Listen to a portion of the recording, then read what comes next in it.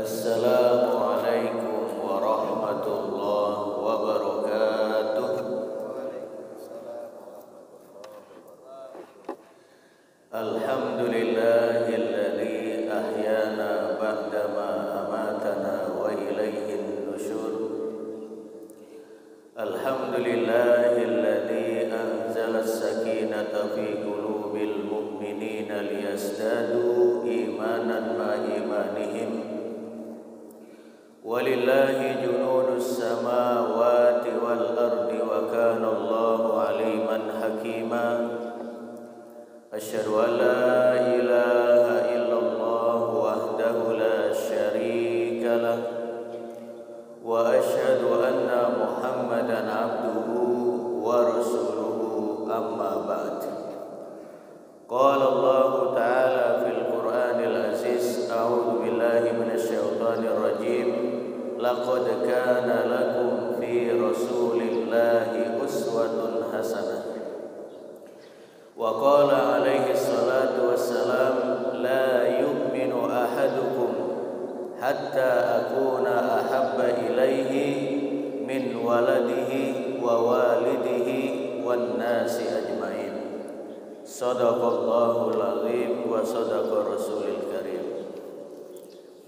Yang sama-sama kita hormati imam dan pengurus Masjid Taqwa Metro, hadirin wal hadirat jamaah kajian subuh yang dimuliakan Allah Subhanahu wa taala.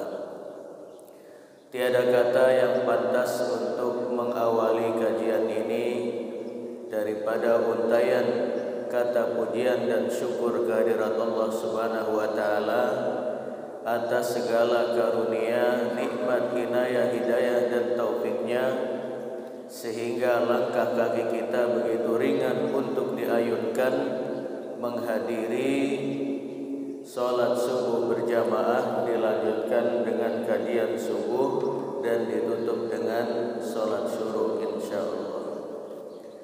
Salawat teriring salam semoga senantiasa tercurah kepada Rasul junjungan kita Nabi Agung Muhammad sallallahu alaihi wasallam sebagai qudwah hasanah kita di dalam meniti hidup dan kehidupan ini. Jamaah sekalian yang dirahmati Allah Subhanahu wa taala, sebagai pengantar pada pagi ini kita sebutkan apa yang pernah ditulis oleh Al-Imam As-Suyuti dalam salah satu karyanya Syarhus Sudur Bihalil Mauta fil Kubur, menyebutkan qala al-ulama, para ulama berkata, al-asbab al-mu'addiyatu al-muqtadiyatu lisu'il khatimati arba'atun. Ada 4 sebab yang akan mengantarkan seseorang kepada su'ul khatimah. Yang pertama adalah at-tahawun bis-shalah, meremehkan pelaksanaan sholat. Yang kedua, syurbul khamri, yaitu minum minuman keras. Yang ketiga adalah uququl walidain, durhaka kepada orang tua. Kemudian yang keempat, adzal muslimin, mengganggu dan menyakiti orang-orang muslim. Su'ul khatimah berasal dari dua kata su' yang artinya buruk, al khatimah penutup. Jadi su'ul khatimah adalah orang yang meninggal dunia dalam keadaan buruk yang akan mengantarkan seseorang kepada an-nar, kepada neraka. Nah, Imam Suyuti menyebutkan yang pertama adalah at-tahawun bis shalah, meremehkan pelaksanaan sholat. Sholat ini merupakan rukun Islam yang terpenting setelah syahadatain. Allah Subhanahu wa taala berfirman di dalam surah Al-Baqarah ayat 43, "Wa aqimus sholata wa atuz zakata warka'u ma'ar raki'in." Tunaikanlah sholat, kerjakanlah zakat, dan rukuklah bersama dengan orang-orang yang rukuk. Ibnul Qayyim rahimahullah menyebutkan berdasarkan ayat 43 dari surah Al-Baqarah ini menjadi dasar kewajiban sholat berjamaah, warka'u ma'ar raki'in, dan sholatlah atau rukuklah bersama dengan orang-orang yang rukuk.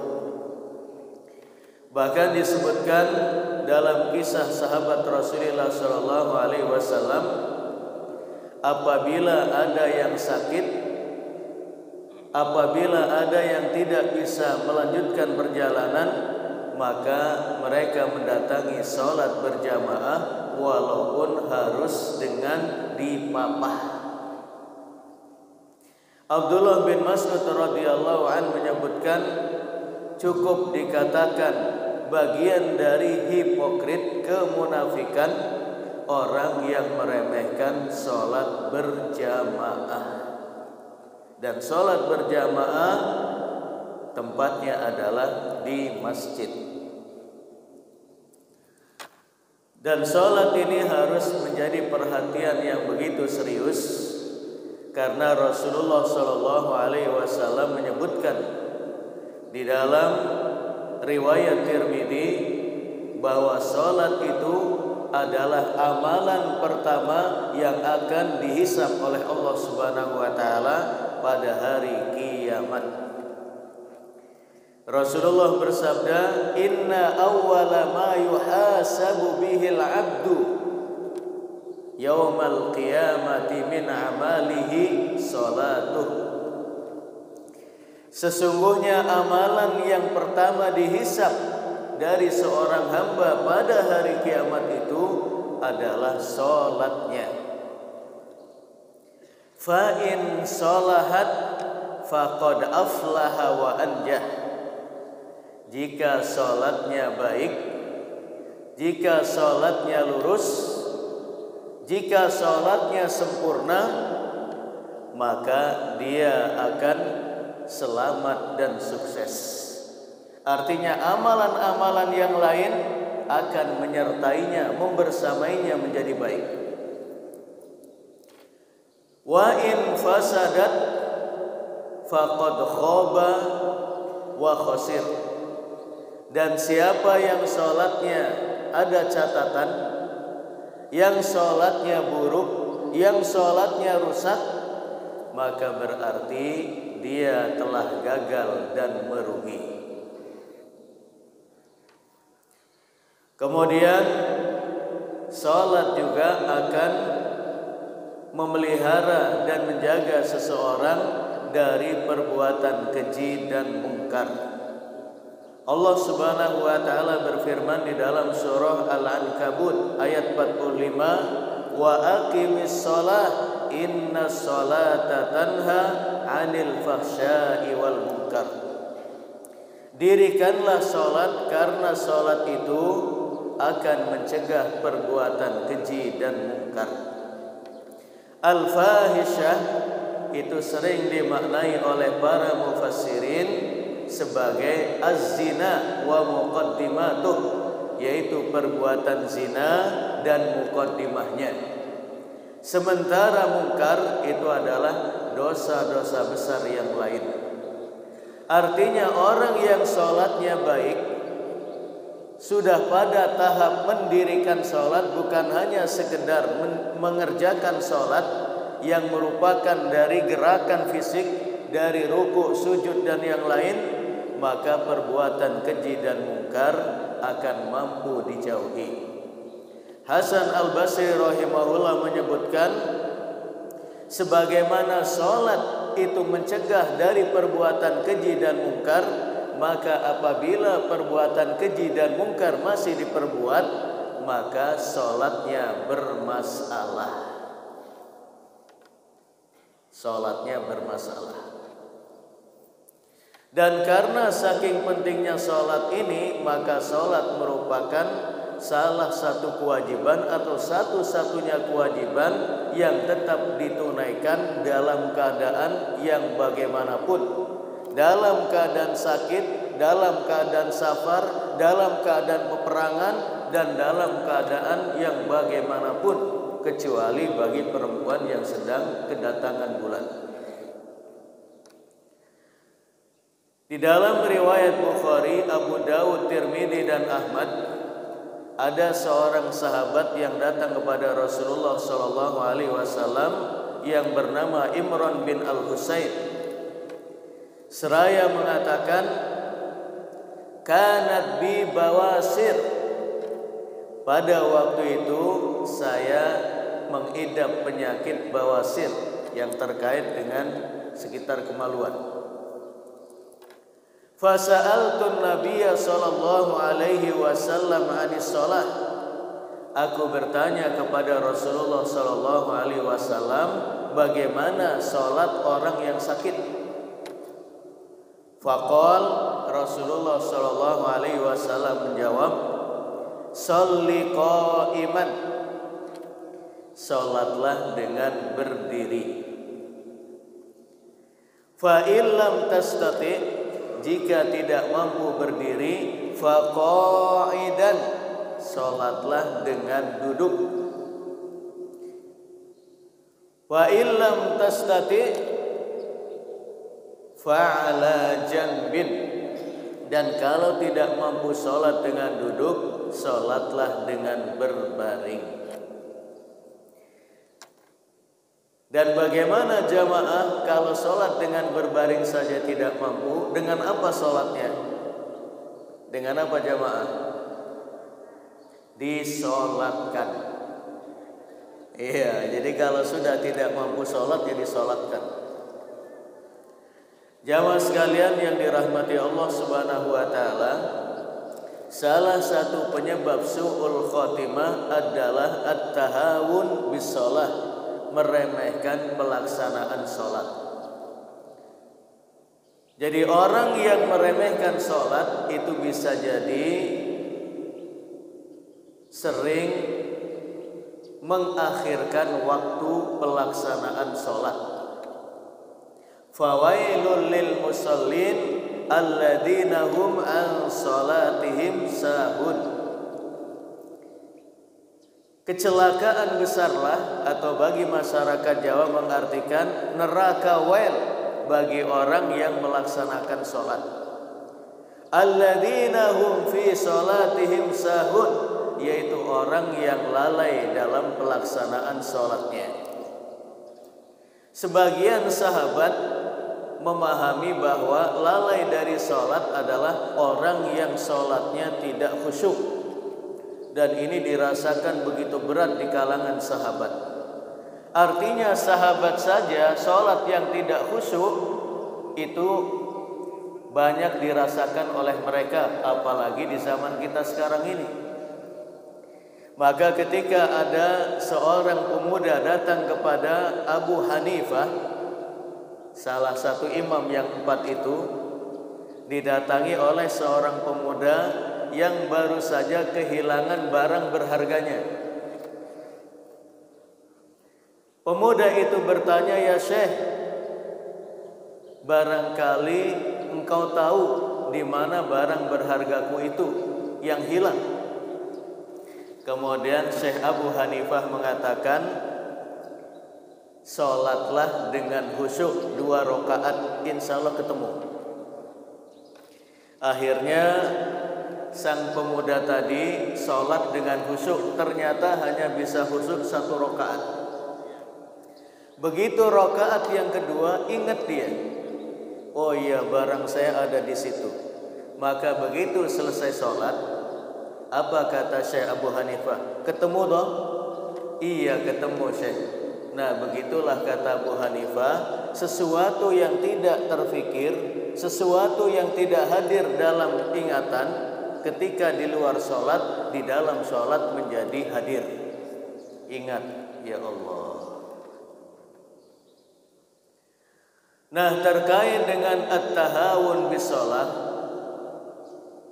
meremehkan pelaksanaan sholat ini, ada ancaman yang cukup serius dari Allah dan Rasulnya.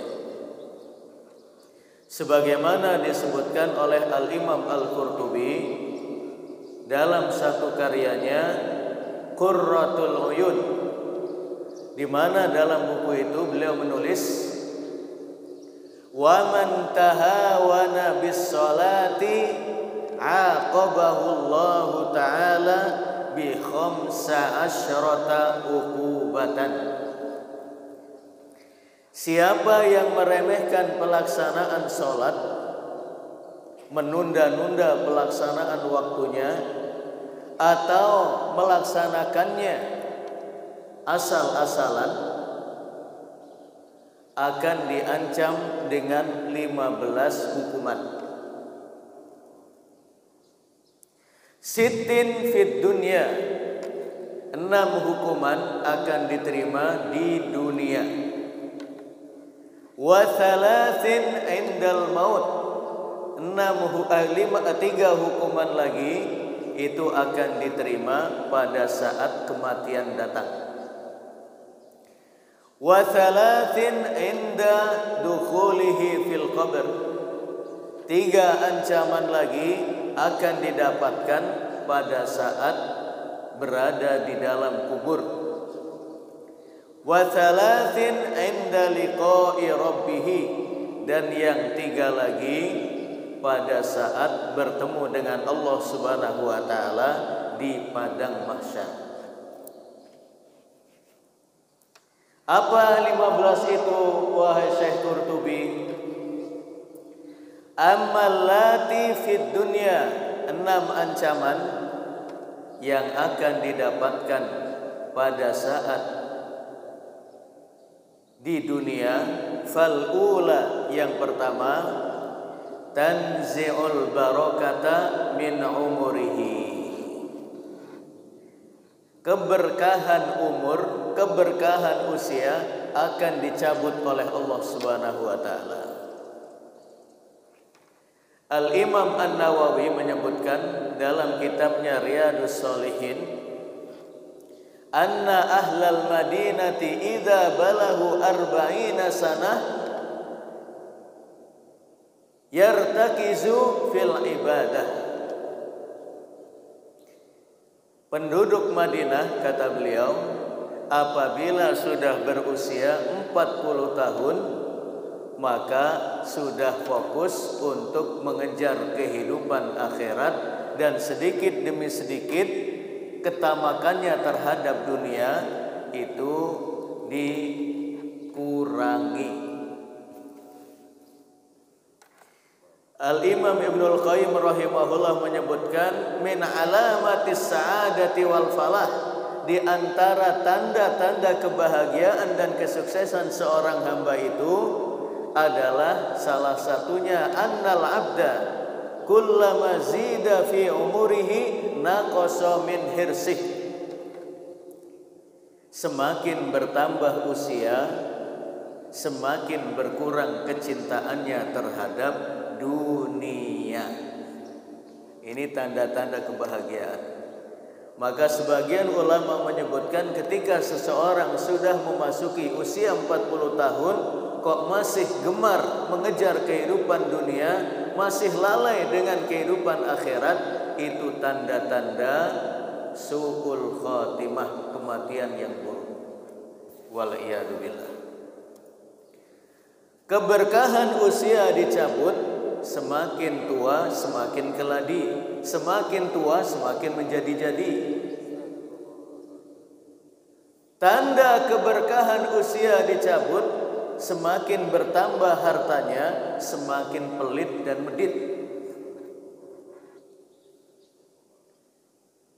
Semakin bertambah usia, dosa dan maksiatnya semakin bertambah, bukan semakin berkurang. Itu tanzihul barokata min umrihi, keberkahan usianya dicabut. Jauh dari kata syukur dan jauh dari kata sabar dalam menjalani kehidupan. Watsaniyatu, yang kedua,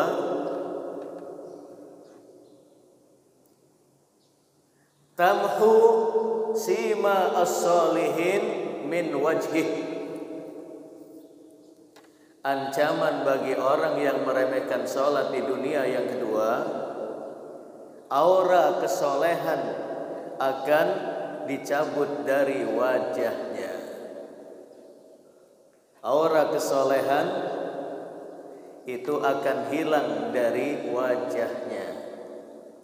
Jadi orang yang terbiasa mengambil air wudu, wajahnya dibasahi dengan air wudu, kemudian wajahnya sujud di hadapan Allah Subhanahu wa taala dengan khusyuk, dengan tenang, dengan tumakninah, itu akan tampak aura kesolehan dari wajahnya. Maka Imam Syafi'i rahimahullah ketika merasakan bahwa hatinya kasat, jiwanya keras, cukup mendatangi sang guru yaitu Muhammad bin Al-Wasi'. Dengan melihat wajahnya, maka kembali semangat ibadahnya menjadi subur. Kemudian sahabat-sahabat dari Hasan Al-Basri itu pada saat merasakan lelah dalam ibadah, merasakan letih dalam mengejar surga, cukup mendatangi Hasan Al-Basri rahimahullah. Dengan melihat wajahnya itu terkenang, teringat dengan surga dan neraka. Aura kesolehan. Maka orang yang wajahnya berkulit putih tetapi tidak pernah disentuh air wudu, tidak pernah digunakan untuk bersujud di hadapan Allah Subhanahu wa taala, itu tetap saja akan menghadirkan kemuraman, kesuraman dari wajahnya, tidak cerah. Itu di dunia, apalagi di akhirat. Bagi orang-orang yang menunaikan sholat dengan tenang dan tumakninah, itu akan terlihat wajahnya ghurran muhajjalin min atharil wudu, wajahnya bercahaya. Maka ketika Rasulullah SAW ditanya oleh sahabat, "Ya Rasulullah, bagaimana engkau bisa mengenali umatmu yang tidak bertemu dengan engkau?" Artinya yang mereka hidup setelah engkau meninggal ya Rasulullah. Rasulullah balik bertanya, "Kalau kalian memiliki kuda yang putih, berada di tengah-tengah kuda yang berwarna hitam atau merah, apakah kalian bisa mengenali kuda kalian?" Mereka mengatakan, "Bisa ya Rasulullah." Kata beliau, "Benar, saya juga demikian. Saya bisa mengenali umatku dari orang lain, dari umat-umat yang lain, ghurran muhajjalin, dari wajah-wajah mereka yang bersinar-sinar, min atharil wudu, karena bekas air wudu yang menempel di wajah mereka." Watsalitsatu, yang ketiga, kullu amalin ya'maluhu la yu'ajiruhu Allah Ta'ala alaih. Setiap amal baik yang diukir, setiap amalan yang diperbuat, setiap kesolehan yang dilakukan tidak mendapatkan pahala di sisi Allah Subhanahu wa taala karena sholatnya diremehkan. Seperti tadi kata Rasulullah sallallahu alaihi wasallam, "Inna awwala ma yuhasabu bihil 'abdu yaumal qiyamati min 'amalihi salatuh." Karena amal salat itu menjadi penentu. Kalau salatnya baik, amalan yang lain ikut. Kalau amalan salatnya buruk, maka amalan yang lain impas.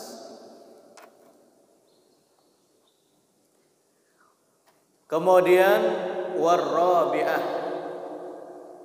yang keempat, ancaman di dunia bagi orang yang meremehkan salat itu adalah la yurfa'u lahu du'aun ilas sama. Doa-doanya tidak terangkat ke langit.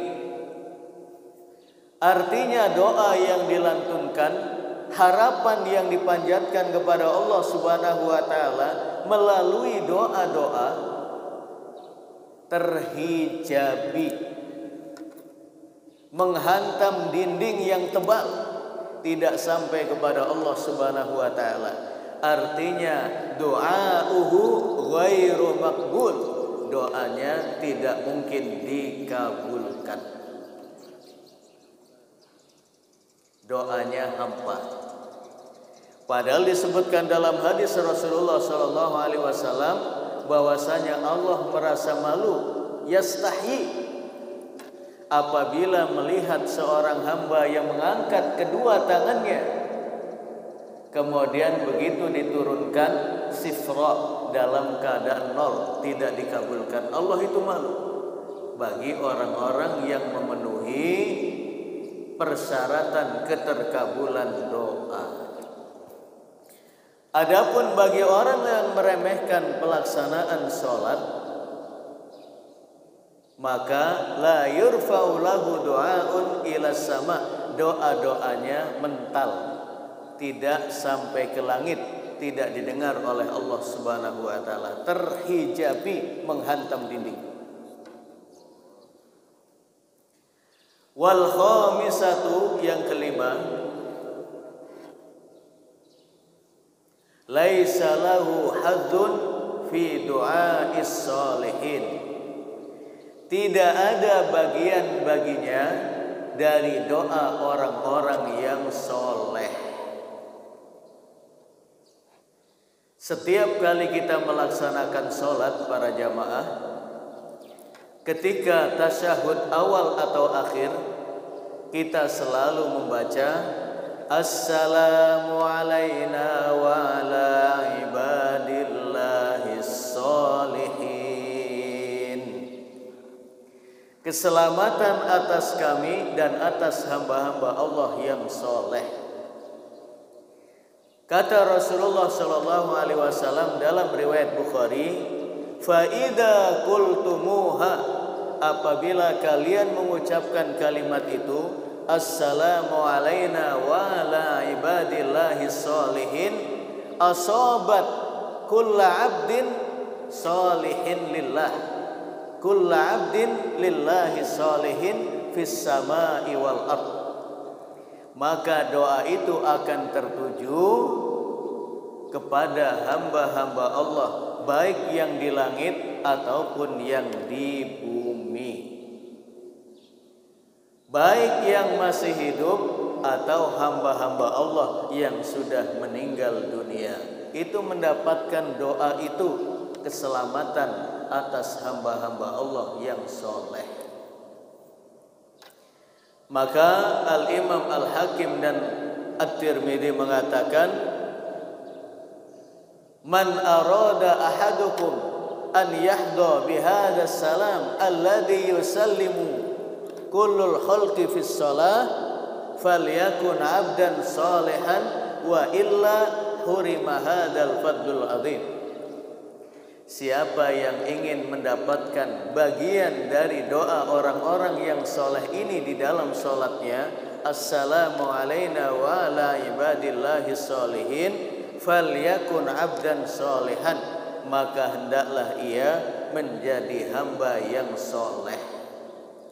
Wa illa, karena kalau tidak, hurima hadzal fadlul azim, maka keutamaan yang besar ini akan terhalang. Wasadisatu, yang keenam, takhruju ruhuhu bi ghairi iman.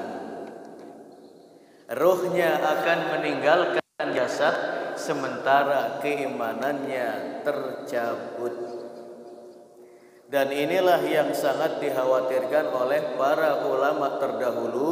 Salah satunya adalah Sufyan Ats-Tsauri rahimahullah. Sufyan Ats-Tsauri seorang senior di kalangan tabi'in. Berapa banyak orang yang mendapatkan hidayah karena petunjuknya. Tidak sedikit orang yang kembali bertobat kepada Allah karena wejangannya.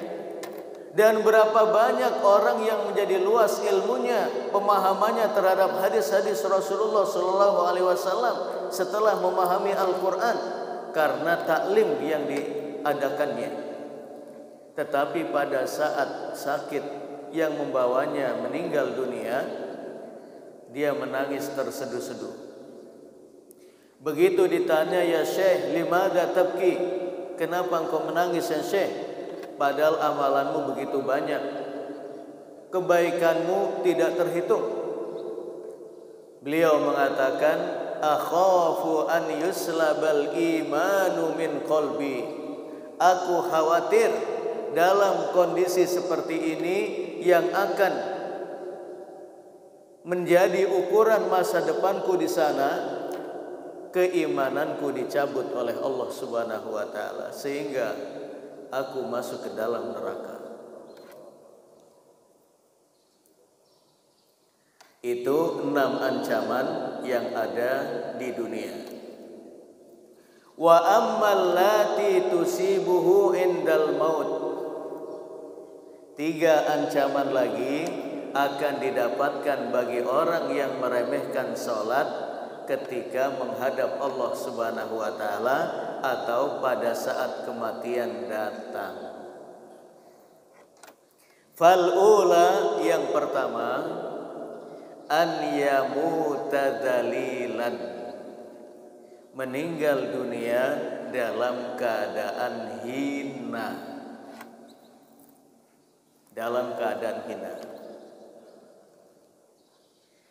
Ibnu Katsir rahimahullah ketika menafsirkan ayat ya ayyuhalladzina amanuttaqullaha haqqa tuqatih wa la tamutunna illa wa antum muslimun, Ali Imran ayat 102. Catatan beliau dalam tafsirnya, man ta'awada 'ala syai' mata 'alaih.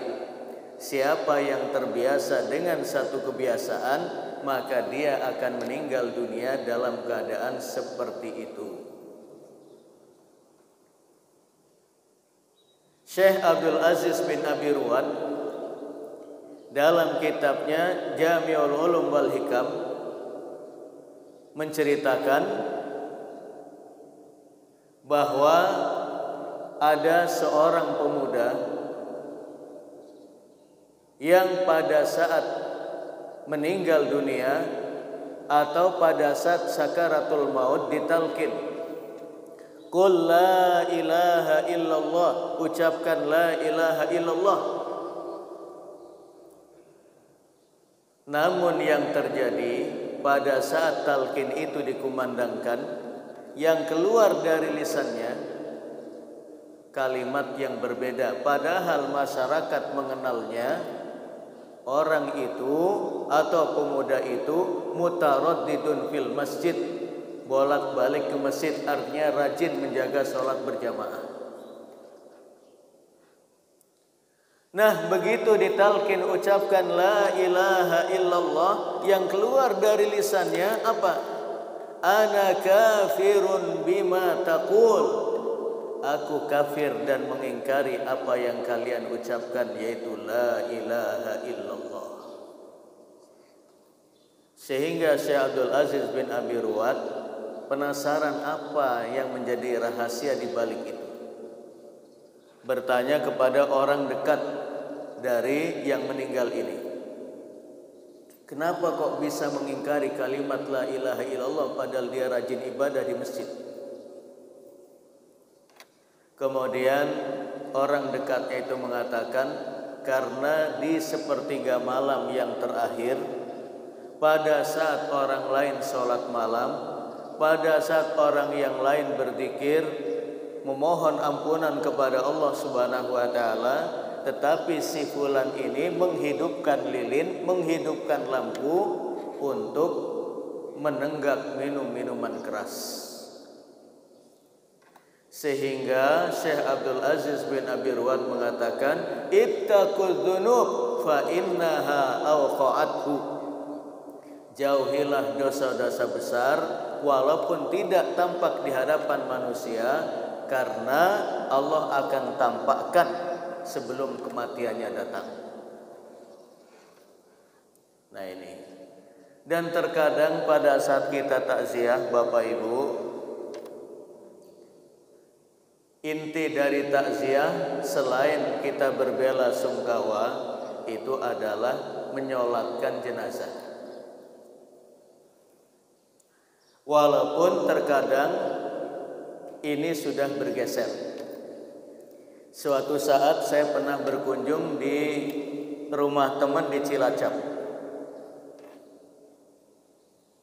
Ketika ada yang meninggal, tetangga itu memang banyak yang datang. Hampir satu RT, satu RW itu datang semuanya, laki perempuan, bapak ibu. Namun begitu sampai waktunya menyolatkan jenazah, itu kurang dari 10 orang yang menyolatkan. Saya bertanya kepada teman, kenapa kok sampai begitu? Kata mereka, kata beliau, yaitulah kondisi di sini. Jadi orang hanya sekedar takziah, duduk-duduk dan seterusnya, kemudian setelah itu pulang. Belum lagi pada saat takziah itu terkadang membicarakan aib orang yang meninggal. Oh, ibu itu kan yang utang biasanya nggak bayar. Oh, bapak ini kan yang terlibat riba. Artinya segala keburukannya itu dibicarakan orang. Itu pada saat takziah yang semestinya didoakan kebaikan. Nai'an yamuta dalilan, meninggal dunia dalam keadaan hina. Wathaniyatu, yang kedua, an yamuta ja'ian, meninggal dunia dalam keadaan lapar. Makanya sering kita melihat ada orang yang meninggal itu seperti menahan sesuatu di perutnya dalam keadaan lapar. Lapar karena tanpa amal baik yang dipersiapkan untuk menghadap Allah Subhanahu wa taala. Seperti merasakan sesuatu yang sangat sakit. Kemudian wasalisatu, yang ketiga, an yamuta atsyan, meninggal dunia dalam keadaan haus dahaga. Walau sukiya bi buhari dunya marwi, walaupun dituangkan sebanyak air di lautan untuk diminum, itu tidak akan bisa menghilangkan haus dahaganya.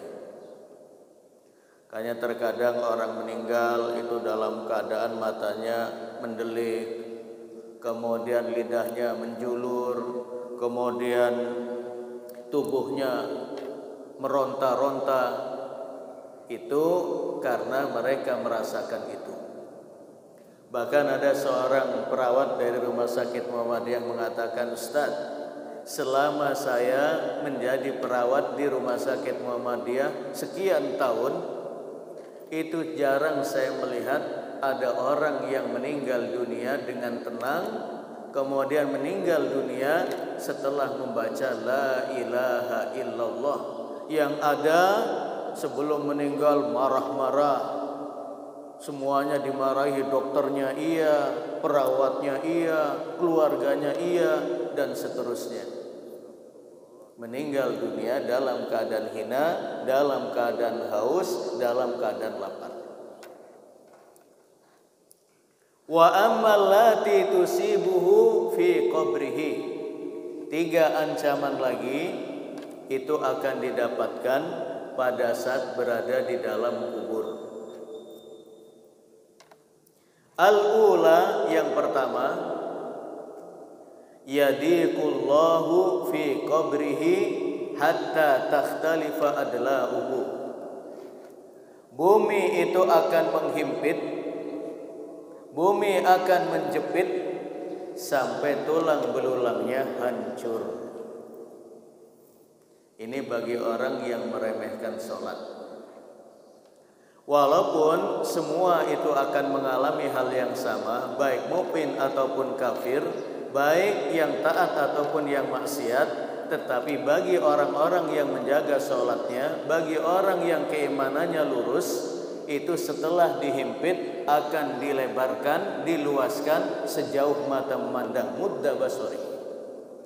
Tapi bagi orang-orang yang meremehkan sholat, semakin menjepit, menghimpit sampai tulang belulangnya hancur. Bahkan ada sebagian orang yang bumi menolak jenazahnya. Nah, ini seperti yang terjadi di Turki, Mustafa Kemal Atatürk, yang merubah negara Islam menjadi negara sekuler, yang melarang azan dikumandangkan di masjid, yang melarang kaum mukminin membaca Al-Quran, yang melarang kaum mukminat mengenakan busana muslimah, dan seterusnya. Pada saat meninggal setelah mengalami sakit, itu bumi tidak mau ditempati jenazahnya, sehingga jenazahnya ditaruh di atas bumi. Nah, maka bagi yang umroh melalui Turki biasanya akan diajak mengunjungi kuburan Mustafa Kemal Atatürk, dan konon sampai sekarang itu masih menyisakan bau yang tidak sedap. Watsaniyatu, yang kedua, yuqadu alaihi fi qabrihi yataqallabul jamru lailan wa nahara.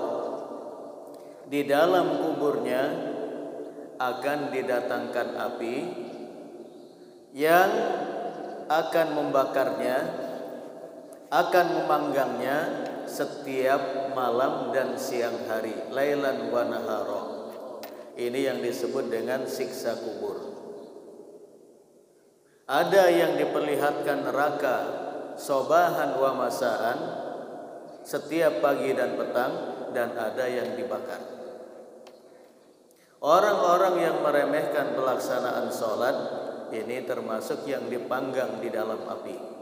Itu di dalam kuburnya sampai datangnya hari kiamat. Kemudian watsalisatu, yang ketiga, yusallitu alaihi fi qabrihi thu'banun ismuhu as-suja' al-aqra, kana yadribuhu ala tadyi' as-salawat wa yastaghriqu ta'dhibuhu bimiqdari awqatis salawat. Di dalam kuburnya akan ditemani oleh seekor ular yang bernama as-suja' al-aqra, yang sering dimaknai oleh ahli hadis ular yang berkepala botak, yang akan mematuknya, yang akan menggigitnya sejumlah waktu-waktu sholat yang dilalaikan. Artinya waktu subuh itu dari adzan berkumandang sampai menjelang waktu syuruk, itu pada saat itu dipatuk dan digigitlah oleh ular itu yang cukup besar. Kemudian waktu duhur adzan berkumandang sampai menjelang asar, demikian seterusnya. Artinya siksaan demi siksaan, bukan hanya pada saat meninggal, di dalam kuburnya pun mengalami siksaan yang berat. Itu yang disebut dengan adzabul qabr, yang setiap sebelum salam dalam solat-solat kita, baik yang wajib ataupun yang sunnah, kita berdoa, Allahumma inni a'udzubika min adzabi jahannam wa min adzabil qabri. Memohon perlindungan kepada Allah dari azab neraka jahanam dan dari siksa kubur. Wa amma allati tusibuhu 'inda liqa'i rabbih idzan syaqqatis sama'. Dan yang tiga lagi ini yang terakhir adalah pada saat bertemu dengan Allah Subhanahu wa taala di padang mahsyar. Di bumi yang bukan bumi sekarang. Yauma tubaddalul ardu ghairal ard, yang bukan bumi sekarang ini. Bumi yang semuanya terhampar, tidak ada lagi pegunungan, tidak ada lagi pohon-pohonan, tidak ada lagi lembah, tidak ada lagi sungai, tidak ada lagi tempat ibadah, tidak ada lagi gedung-gedung yang tinggi, semuanya rata. Dan manusia akan berada di padang mahsyar itu untuk waktu yang cukup lama, 300 am min ayyamikum, yaitu 300 tahun dalam hitungan waktu kita sekarang. Yauma yaqumun nasu lirabbil alamin, yang pada saat itu manusia berdiri selama 300 tahun. Walaupun di dunia lumpuh, walaupun di dunia sakit-sakitan, untuk berdiri saja susah, nanti pada hari kiamat di padang mahsyar ketika manusia jaradun muntashir keluar dari bumi ketika dibangkitkan, itu semuanya mampu bertahan. Syekh Muhammad bin Shalih Al-Utsaimin mengatakan semuanya bisa bertahan, tidak ada yang pingsan apalagi yang mati, tidak ada. Mampu bertahan bukan berarti mampu menahan siksa, bukan, tetapi tidak mengalami kematian lagi setelah manusia dibangkitkan. Sementara matahari itu didekatkan sampai 1 mil, kurang lebih 1,6 kilometer. Maka manusia akan berkeringat sesuai bimikdari a'malihim, sesuai dengan amal masing-masing. Ada yang keringatnya sampai ke mata kaki, ada yang sampai ke lutut, ada yang sampai ke pusar, ada yang sampai ke pundak, ada yang sampai ke telinga. Kemudian jamaah sekalian, manusia pada saat itu yuhsyarun nasu yaumal qiyamati hufatan ghuratan ghurla. Manusia dibangkitkan di padang mahsyar dalam keadaan tanpa alas kaki, tidak ada yang pakai sepatu, pakai sendal walaupun dia di dunia kaya. Kemudian ghuratan, dalam keadaan tidak sehelai pakaian pun yang melapisi tubuh, dalam keadaan telanjang bulat. Dan yang ketiga ghurla, dalam keadaan belum dikhitan bagi yang laki-laki. Maka sebagian ulama menyebutkan, jika ingin mampu bertahan menghadap Allah di padang mahsyar dalam keadaan berdiri, perbanyaklah berdiri di dunia menghadap Allah Subhanahu wa taala dengan salat. Ya. Nah, bagaimana keadaan orang yang meremehkan salat di dunia? Bagaimana keadaan mereka ketika menghadap Allah? Fal'ula, yang pertama, ya'tihi malakun wa fi yadihi silsilatun dar'uha sab'una dhira'a fayu'alliquha fi 'unuqihi thumma yudkhiluha fi fihi wa yukhrijuha min duburihi. Jadi akan didatangi oleh seorang malaikat yang di tangannya membawa belenggu ataupun rantai sejauh 70 hasta. Kemudian dililitkan di lehernya Setelah itu dimasukkan ke mulutnya dan ditarik dari duburnya. Wa huwa yunadi, dan malaikat itu akan mengatakan hadza jazaa'u man yudayyi'u faraidallah. Ini balasan bagi orang-orang yang meremehkan kewajibannya kepada Allah Subhanahu wa taala. Kemudian yang kedua, la yandurullahu ilaih. Allah tidak akan melihatnya pada hari kiamat, dicueki oleh Allah Subhanahu wa taala. Dan makna yang lain adalah Allah Subhanahu wa taala melihatnya dalam keadaan ghadban, dalam keadaan murka. Kemudian wasalisatu yang terakhir, wala yuzakkihi walahu adabun alim. Bagi dia dosa-dosanya tidak disucikan, dosa-dosanya tidak diampunkan, dan bagi dia azab yang sangat-sangat pedih. Jamaah sekalian yang dirahmati Allah Subhanahu wa taala, itulah yang akan mengantarkan seseorang kepada su'ul khotimah yang disebutkan oleh Al-Imam As-Suyuti dalam kitabnya Syarhus Sudur Bihalil Mauta fil Kubur. Salah satunya adalah at-tahawun bis shalah, meremehkan pelaksanaan sholat. Taib jamaah sekalian, barangkali ada yang bertanya, monggo. Cukup ya?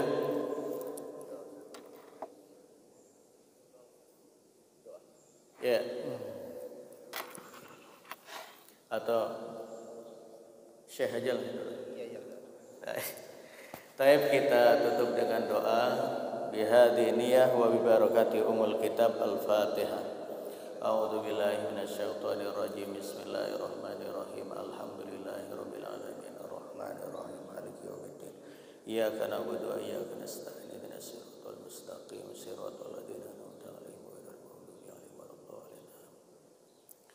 Alhamdulillahi rabbil alamin hamdan yuwafi ni'amahu wa yukafi'u mazidah. Rabbana lakal hamdu kama yanbaghi li jalali wajhikal karim wa 'azimi sultanik. Allahumma shalli ala Muhammad wa ala alihi wa sahbihi ajmain. Rabbana la tu'akhidna in nasina aw akhtana. Rabbana wa la tahmil alaina isran kama hamaltahu ala alladhina min qablina. Rabbana wa la tuhammilna ma la taqata lana bih. Wa'fu 'anna waghfir lana warhamna. Anta maulana fansurna 'alal qaumil kafirin. Rabbana la tuzigh qulubana ba'da idh hadaitana wa hab lana min ladunka rahmatan innaka antal wahhab. Rabbana zalamna anfusana wa illam taghfir lana wa tarhamna lanakunanna minal khasirin. Rabbana ighfir lana wa li ikhwanina alladhina sabaquna bil iman wa la taj'al fi qulubina ghillan lil ladzina amanu rabbana innaka ra'ufur rahim. Rabbana hab lana min azwajina wa dhurriyyatina qurrata a'yun waj'alna lil muttaqina imama. Allahumma a'inna ala dzikrika wa syukrika wa husni ibadatik. Ya muqallibal qulub tsabbit qulubana ala dinika wa ta'atik. Ya muqallibal qulub tsabbit qulubana ala dinika wa ta'atik. Allahumma innaka ta'lamu anna hadhil qulub qad ijtama'at ala mahabbatik waltaqat ala ta'atik wa tawahhadat ala da'watik wa ta'ahadat ala nusrati syari'atik. Fawathiqillahumma rabitataha wa adim muddaha wahdiha subulaha wamlaha binurika alladhi la yakhbu washrah suduraha bifaidil imani bik wa jamili tawakkuli alaik wa ahyiha bima'rifatik wa amitha ala syahadati fi sabilik innaka ni'mal maula wa ni'man nasir. Rabbana atina fid dunya hasanah wa fil akhirati hasanah wa qina adzabannar. Subhana rabbika rabbil izzati amma yasifun wa salamun alal mursalin walhamdulillahi rabbil alamin. Hadana Allah wa iyyakum ajmain wal afu minkum. Assalamualaikum warahmatullahi wabarakatuh.